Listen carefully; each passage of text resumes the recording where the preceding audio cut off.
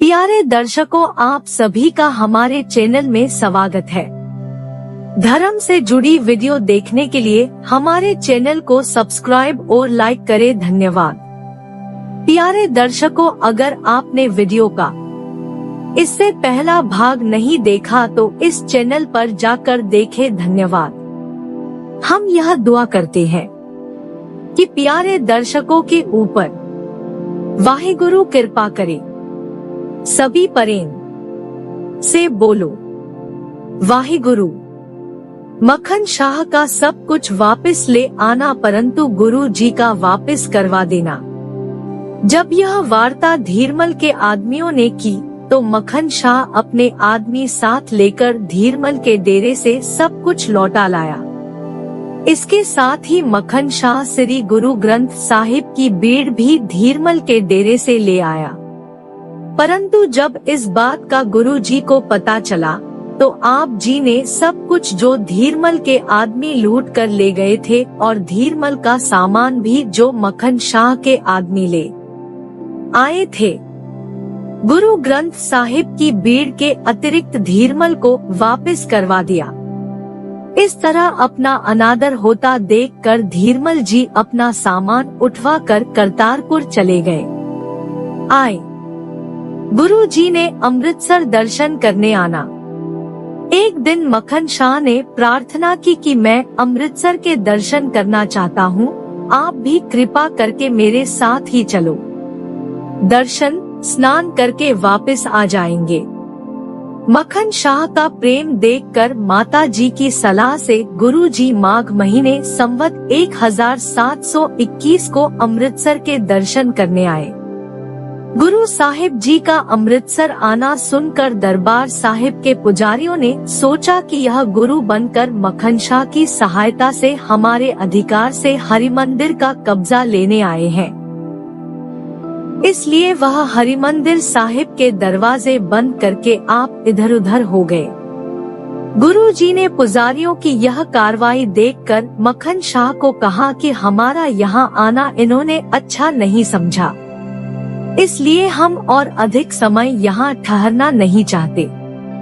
यह बात कहकर गुरु जी परिक्रमा से बाहर बेरी के नीचे आकर बैठ गए।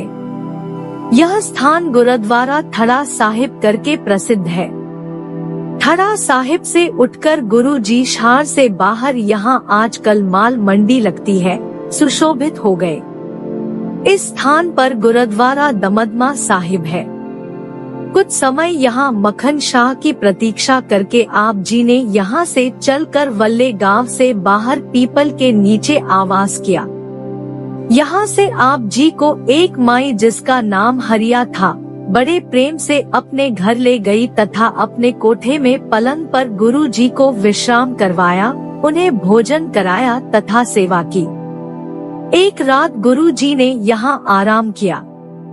अमृतसर निवासी संगत को जब पता चला कि गुरु जी पुजारियों के अपमानजनक व्यवहार करके वापस चले गए हैं, तो आप जी से क्षमा मांगने के लिए यहाँ आ गई। आप जी की इस याद में यहाँ गुरुद्वारा कोठा साहिब सुशोभित है। यहाँ हर साल माघ की पूर्णिमा को बड़ा भारी मेला लगता है। मक्खन शाह भी श्री हरिमंदिर साहिब के दर्शन करके कढ़ाड़ प्रसाद की देग भेंट करके गुरु साहिब जी के पास वल्ले गांव ही आ मिला। इसके साथ ही कुछ पुजारियों ने वल्ले जाकर गुरु जी से क्षमा मांगी और कहा कि महाराज, हम गुरु घर के सेवादार हैं, तुम मालिक हो। इन मसंत पुजारियों की बात को सुनकर गुरु जी, नहीं मसंत, तुम अमृतसरी है। तृष्णा अग्नि ते अंदर सड़ी है। सूरज प्रकाश ग्रंथ रास 11 अंशु 22। इसका फल समय आने पर तुम आप भोगोगे। गुरु जी के यह वचन सुनकर मसंत तथा पुजारी पश्चाताप करते हुए वापस लौट गए। दूसरे दिन आप मक्खन शाह के साथ बकाले गांव पहुंच गए। गुरु जी ने बकाले से चलना। 1-2 दिन विश्राम करके आप जी ने बकाले से कीरतपुर जाने के लिए तैयारी कर ली। सामान गाड़ियों में लाद कर माता नानकी जी और अपने महल श्री गुजरी जी को रथ में बैठाकर जब व्यास नदी के किनारे पहुँचे तो आप जी को पता चला कि श्री गुरु ग्रंथ साहिब की बीड़ जो मक्खन शाह धीरमल के डेरे से ले आया था वह भी माता जी के साथ ही पालकी में रख कर ले आए थे। गुरु जी ने कहा कि हमने धीरमल की कोई चीज नहीं रखनी। तब सिखों ने बहुत कहा कि महाराज यह गुरु गद्दी की अमानत है, इसको आप पास ही रखो। तब आपने कहा कि इससे धीरमल की आजीविका बनी हुई है, हम किसी की आजीविका नहीं मारना चाहते, इसको धीरमल के पास ही पहुंचा दो। श्री गुरु ग्रंथ साहिब को व्यास नदी में रखना। जब कोई भी सिख धीरमल के पास श्री ग्रंथ साहिब को ले जाकर देने के लिए तैयार न हुआ तो गुरु जी ने इसे रुमालों में बांधकर पलंग पर रखकर नदी के गहरे पानी में एक तरफ करके रख दिया तथा एक सेवक के द्वारा धीरमल को संदेश भेज दिया कि हम श्री ग्रंथ साहिब पलंग सहित व्यास नदी में एक ठिकाने पर रख चले हैं, तुम अपना आदमी भेज कर ले जाओ।